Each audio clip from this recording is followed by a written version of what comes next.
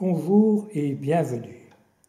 Je suis un pharmacien d'industrie et j'ai écrit un livre, La pilule, un bienfait pour ma fertilité, ma santé, point d'interrogation. Et avec vous, aujourd'hui, je voudrais étudier, analyser une de ces pages, le stérilet et l'infertilité. Le stérilet ou DIU. Il existe des stérilets, les mieux connus sont les stérilets en forme de T contenant du cuivre et ceux contenant un progestatif qui se diffuse lentement dans l'utérus. En France, en 2010, 14,5% des jeunes femmes de 15 à 17 ans, 23% des femmes âgées de 16 à 19 ans sont appareillées avec un stérilet. L'insertion d'un stérilet à une jeune femme qui n'a pas encore eu d'enfant est techniquement difficile, car le col utérin n'a pas encore été dilaté. L'insertion des stérilets est procédée par une désinfection soigneuse du col utérin et du vagin. Cependant, l'effet de cette désinfection sur le risque infectieux des stérilets n'a jamais été évalué. Qu'en est-il du regard des femmes et de certains médecins concernant le stérilet et l'infertilité? 54% des femmes interrogées lors de l'étude FECON considèrent que le stérilet n'est pas indiqué pour une femme n'ayant pas encore eu un enfant. Et ce pourcentage s'élève à 69% chez les gynécologues et à 84% chez les généralistes. Ces médecins s'alignent sur l'abrégé de gynécologie et obstétrique, 3e édition Masson, où si on voulait se mettre à l'abri de la stérilité possible liée au stérilet, il fallait réserver les DIU aux femmes ne voulant plus d'enfants, ne voulant plus avoir d'enfants. À contre-courant, pour certains gynécologues, certains médecins bien intentionnés, le stérilet n'induirait pas une infection, mais la révélerait. Les infections pelviennes, endométrite, salpingite, causées par le stérilet, peuvent induire une infertilité.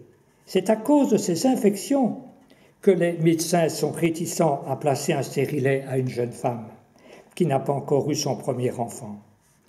Ces infections représentent la complication la plus préoccupante de la contraception intra-utérine. De toutes les méthodes de contraception, c'est le stérilet qui s'accompagne de risques infectieux pelviens le plus élevé. Le taux d'infection pelvienne est de 1,64 pour 1000 femmes années d'utilisation. Pour le docteur Jamin, les fils du stérilet peuvent propager des infections vers les trompes et ainsi favoriser le risque de salpingite associé à un risque de stérilité. Et selon le dictionnaire pharmaceutique Vidal, les femmes qui souhaitent une grossesse dans le futur devraient être informées du risque d'augmentation des maladies inflammatoires pelviennes et de son interférence possible avec la fécondité future. En effet, les femmes qui portent un stérilet sont davantage sujettes aux inflammations chroniques des voies génitales. Ces dernières s'observent encore plus fréquemment chez les jeunes femmes qui n'ont pas encore eu d'enfants et cela peut entraîner une stérilité persistante. Le stérilet est responsable de graves infections pelviennes à actinomycose quand il est laissé trop longtemps en place. Cette bactérie est plus souvent commensale que pathologique. Cependant, de nombreux gynécologues chirurgiens préconisent le retrait systématique du stérilet, même chez les femmes asymptomatiques. En présence d'une infection grave, il sera nécessaire d'hospitaliser la femme et de faire un examen cherchant à déceler la présence possible d'un abcès. Les endométrites provoquées par le stérilet peuvent induire des synéchies, c'est-à-dire des accolements de la paroi utérine, qui sont une source prématurée de stérilité. Qu'en est-il de la grossesse sur stérilet? Quand le stérilet est en place, on peut craindre des grossesses extra-utérines. Le risque de présenter une grossesse extra-utérine est plus important chez les porteuses de stérilet. Environ 50% des femmes auront un avortement spontané si le stérilet n'est pas enlevé. Le risque de fausse couche, d'infection et d'accouchement prématuré est plus élevé, principalement si le stérilet n'a pas été expulsé ou retiré au début de la grossesse. Même lorsque le stérilet peut être retiré au début de la grossesse, les complications périnatales semblent plus fréquentes qu'en absence de stérilet. Le médecin doit constamment penser au risque de grossesse extra-utérine chez les utilisatrices de stérilet en cas de saignement génital survenant en dehors des règles ou des douleurs pelviennes.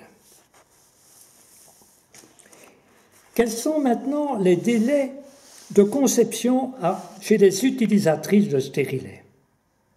En 2001, l'étude de Doll a comparé la fertilité des femmes qui n'ont pas encore eu un enfant, les nullipares, sous stérilet, à celle d'utilisatrices de la pilule œstroprogestative.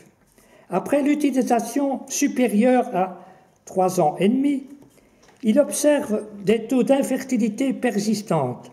Ainsi, au bout de 5 ans, le taux résiduel d'infertilité des anciennes consommatrices de pilules est de 5,5%, alors qu'il est de 11% pour le sous-groupe des utilisatrices de stérilet durant plus de 3 ans et demi.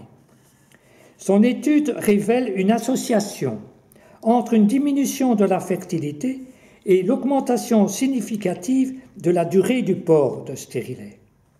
79% des femmes n'ayant pas encore eu un enfant ayant antérieurement porté un stérilet auront un enfant après 3 ans d'attente, par rapport à 91% des femmes qui ont pris une autre méthode contraceptive. Conclusion de l'auteur de cette étude, de Doll, l'utilisation de dispositifs intra-utérins à long terme chez les femmes nullipares semble être associée à un risque accru d'altération de la fertilité. Quant à l'étude de Hassan de 2004, par rapport aux femmes qui n'ont pas pris le stérilet, le délai d'attente de conception après avoir enlevé le stérilet et le début de la grossesse est multiplié par 1,6. L'auteur de cette étude observe une diminution significative de la fertilité survenant après la pose d'un stérilet, diminution qui dépend par rapport aux femmes qui ne l'ont pas prise. Le risque relatif d'infertilité était multiplié par 1,9 après insertion d'un stérilet.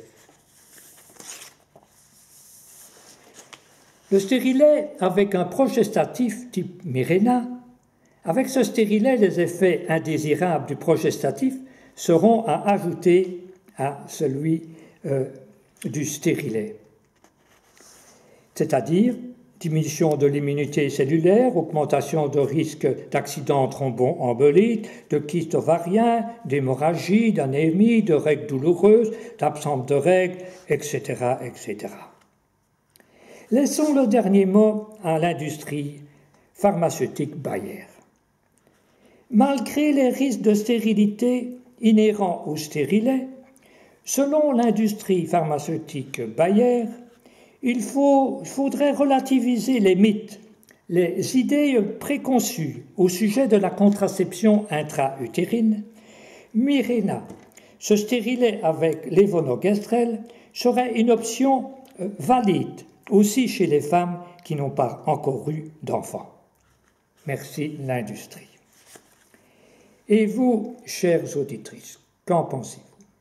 Si vous voulez en savoir plus, je vous propose, Je vous invite à consulter mon site La Pilule en question.be.